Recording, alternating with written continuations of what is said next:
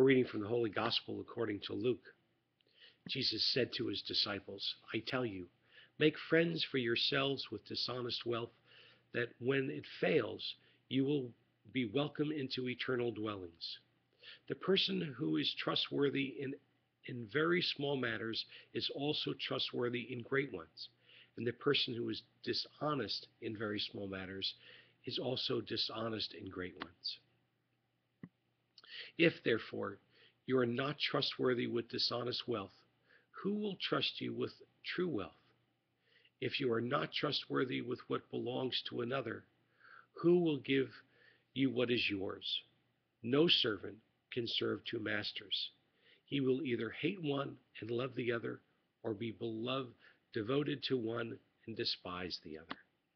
You cannot serve God and mammon. The Pharisees, who loved money, heard all these things and sneered at him.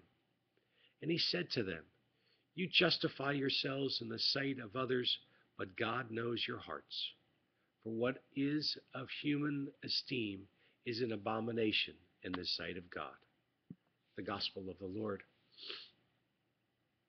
There are three simple lessons to understand when it comes to wealth and being a devout Catholic. The first comes from the Gospel today, where we hear Luke speak of not serving two masters. Ours is to live our lives devoted to God, not devoted to God and devoted to money. God is okay with us having material goods. He just doesn't want us to put our want for things on the same footing with our devotion to Him and our service to one another. We hear what he is talking about sometimes. The person who says, all I want in the world is a new iPhone 5, or someone who says, all I want is a better job making $100,000 a year, or all I want is a new BMW. It is not that we can't aspire to have nice things. We simply need to keep it in order.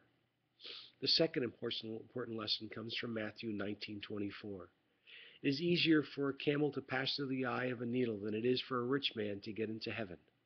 What Matthew is referring to here is that we should be givers, not hoarders.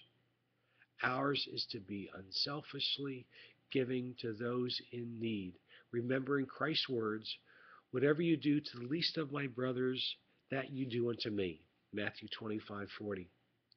Finally, we must always remember our wealth is because of God. It is because of God that we have these blessings, and we should never feel as though we are doing God or anyone on earth a favor by sharing what God has given us. God has made us the caretakers of our wealth, and He is expecting us to do His work with the talent and treasures He has given us. Peace.